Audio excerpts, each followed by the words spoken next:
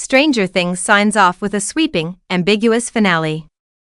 The decade-long saga of Stranger Things reached its emotional and visual crescendo in the 2-hour series finale, The Rightside Up, which streamed for global audiences on New Year's Eve and into January 1, 2026. The episode stages a sprawling, effects-heavy showdown that aims to close long-running arcs while leaving one of the show's most important questions unresolved. At the story's center is a final attempt to stop Vecna and the Mind Flayer from merging the Upside Down with the real world. The Hawkins Corps, older now but still fiercely loyal, mounts a coordinated effort that mixes physical combat, psychic confrontations, and desperate sacrifice.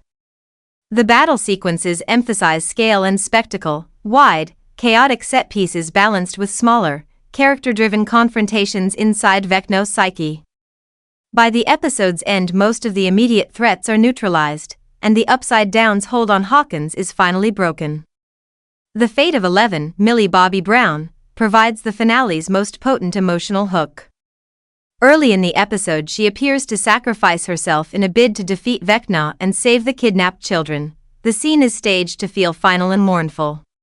Yet the episode also plants an intentional ambiguity, a late, intimate moment in which Mike, Finn Wolfhard, wonders aloud whether what viewers saw was an illusion, an act potentially facilitated by Callie, 8, and her powers, leaving open the possibility that 11 staged her death and escaped.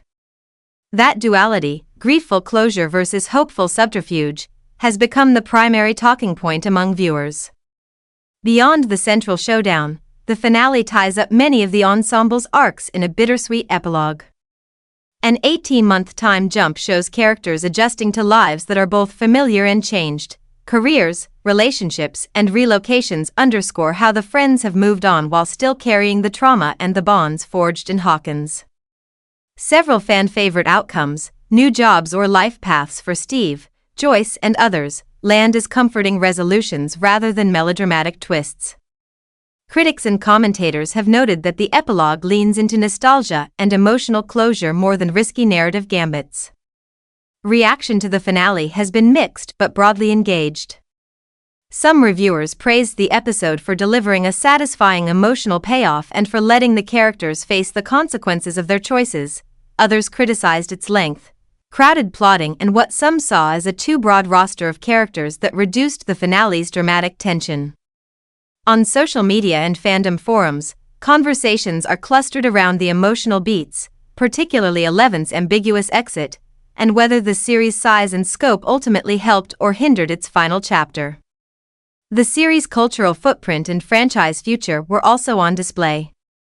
The finale was released with some days of limited theatrical play alongside the Netflix premiere, and Netflix and creative teams have signaled plans to expand the Stranger Things universe through spin-offs and an animated series, moves that suggest the Hawkins tale will continue to be mined even after the main live-action story has concluded.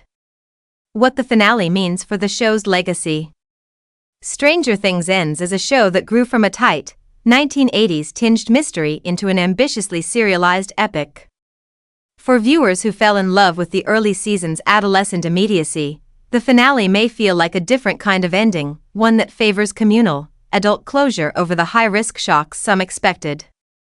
For others, the finale's ambiguity around its central hero offers a satisfying last note, the suggestion that stories, and survivals, can be remade by love, strategy, and a little cinematic sleight of hand.